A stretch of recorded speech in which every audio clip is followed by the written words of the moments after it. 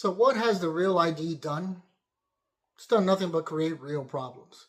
See, the theory was it was supposed to prevent fraud from, people coming into the country, crossing the border, and election fraud, right? Apparently there's still election fraud.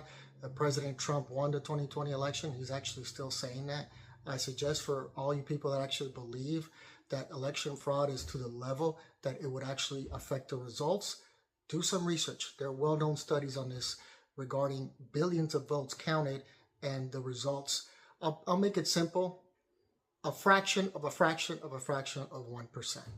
But anyway, the Real ID, another wonderful idea from Congress. Just like yesterday, they voted for the Gulf of America while the recession is spiraling out of control with these ridiculous tariff wars.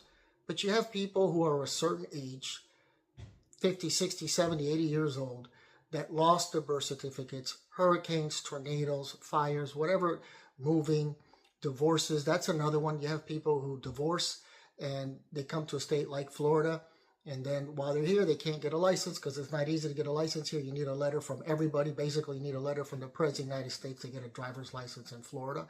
And then when they realize they don't have the divorce documents dating back to the 80s or 90s, they end up keeping the license from their state. Now they pretend they live in their state and they're just visiting Florida if they happen to get pulled over. And then what happens is, how do they cast a vote? Now you start getting into issues of whether they were casting fraudulent votes because they're pretending they live in one state, Texas, let's say, but they're really living somewhere else. So they have their voter ID in Texas, and then they start doing in the mail-in ballots. And again, all this is the law of what I call unintended consequences, that whatever they think is going to be the result, it ends up being something the complete opposite. I even said this recently with Steve Bannon and flooding the zone. I mentioned how they're flooding their own zone.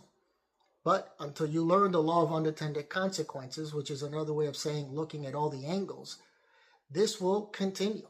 And so now you have people, and let's just focus on Trump supporters or Republicans who want to vote, legitimately want to vote, but they move to Florida and they can't vote because of this ridiculous Real ID law.